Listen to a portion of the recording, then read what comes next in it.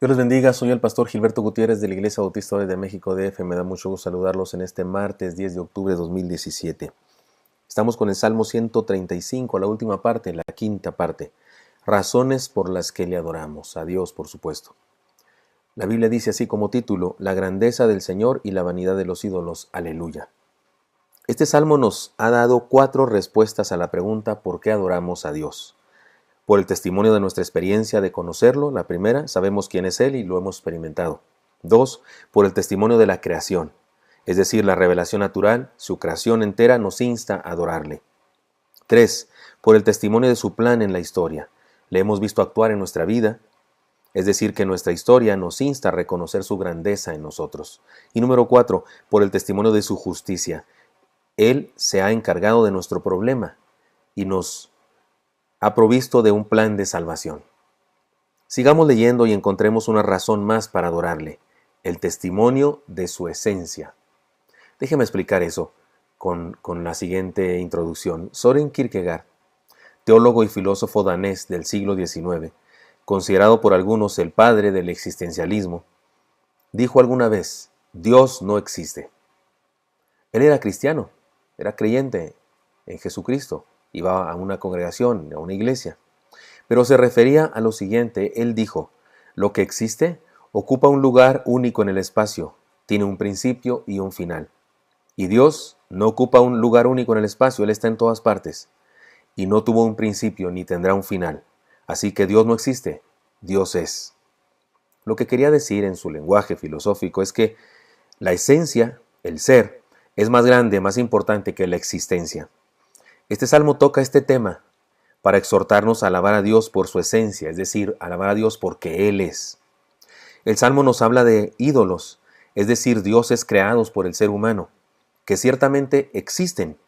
Ahí están, ocupan un lugar en el espacio, alguien los creó y comenzaron a existir y tendrán un final, pero no son, no tienen esencia, ni si la gente deja de creer en ellos y de adorarlos, desaparecen. Así es que nunca fueron, solo existieron por un pequeño espacio y tiempo. Hagamos una paráfrasis del Salmo para que notemos que justamente de esto nos habla el salmista en esta parte final de su canción, porque es una canción hermosa. Dice versículo 15 y hagamos una paráfrasis de él. Los ídolos de las naciones son plata y oro, obra de manos de hombres. Una paráfrasis muy libre sería esta: cualquier divinidad que tenga que ser creada por el ser humano es falsa. Es un ídolo por muy valioso que sea el material del que está hecho. Versículo 16.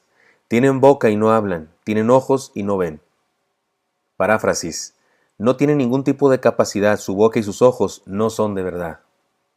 Versículo 17. Tienen orejas y no oyen, tampoco hay aliento en sus bocas. La paráfrasis sería esta. Tampoco sus oídos son reales ni sus bocas, y no están vivos, son cosa inerte. Versículo 18. Semejantes a ellos son los que los hacen, y todos los que en ellos confían. Paráfrasis sería esta: los que confían en ellos y los que los hicieron tienen vidas tan inútiles como las de sus ídolos. Versículo 19. Casa de Israel, bendecida a Jehová, casa de Aarón, bendecida a Jehová. Paráfrasis sería esta: pueblo de Dios, adora a Jehová, familias del pueblo de Dios, adoren y alaben al Dios verdadero. Versículo 20. Casa de Leví, bendecida a Jehová, los que teméis a Jehová, bendecida a Jehová. Paráfrasis: líderes religiosos y gente común, adoren a Dios. Todos los que creen en el verdadero Dios, proclamen su grandeza, proclamen que Él es y adórenlo. Versículo 21 y final. Desde Sión se ha bendecido Jehová, quien mora en Jerusalén, aleluya. Que donde quiera que estés, esta será la paráfrasis, que donde quiera que estés, Dios derrame gracia sobre ti. Él es proclamado desde su Jerusalén a toda Judea, a Samaria y hasta lo último de la tierra. Hasta ahí las paráfrasis de este salmo. No les había dicho, pero al parecer este salmo es una recopilación de otros salmos. Esta última parte fue tomada, y es muy evidente, del Salmo 115 que ya estudiamos juntos ustedes y yo. El salmista, que nos ha estado dando razones para adorar a Dios, ahora nos confronta con una tremenda verdad. Debemos adorarle por su esencia, porque Él es. Él es mucho más que un precepto religioso, es mucho más que una idea filosófica, es mucho más que una doctrina, es mucho más que una tradición del pueblo. Él es alguien y no solo algo. Él es Jehová o Yahweh, y su nombre significa precisamente yo soy el que soy, es decir, el que es por sí mismo, el que no necesita que lo hagamos, Él es por sí mismo. Creamos o no creamos en Él, Él sigue siendo quien es. Además, el salmista nos ayuda a entender la idea de la esencia de Dios al presentarnos lo absurdo e inútil de la idolatría. Y nos hace ver que los dioses falsos, ídolos, objetos de manufactura humana, son cosas que existen, pero no tienen esencia, es decir, no son verdad.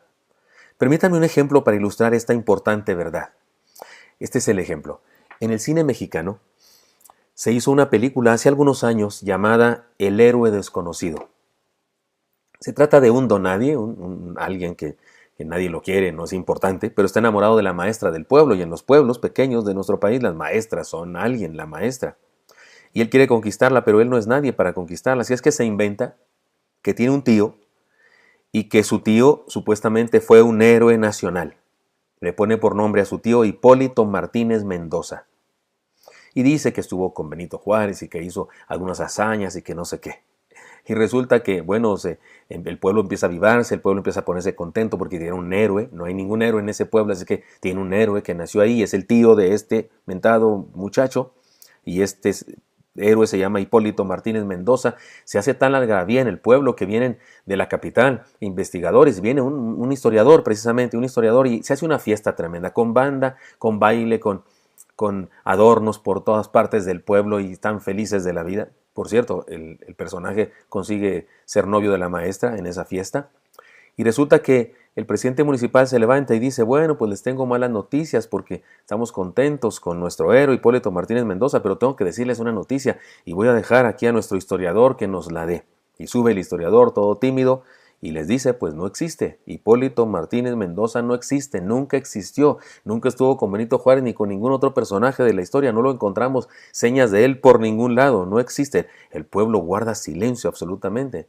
Sube alguien más y dice también, qué triste, esto es verdad, no existe, pero luego un hacendado del lugar se levanta y después de decir, bueno, se nos ha dicho que no existe, que no fue así, pero entonces él hace estas preguntas, dice, ¿no fue Hipólito Martínez Mendoza el que hizo posible que este pueblo renaciera? Y el pueblo entero grita entusiasmado, ¡sí!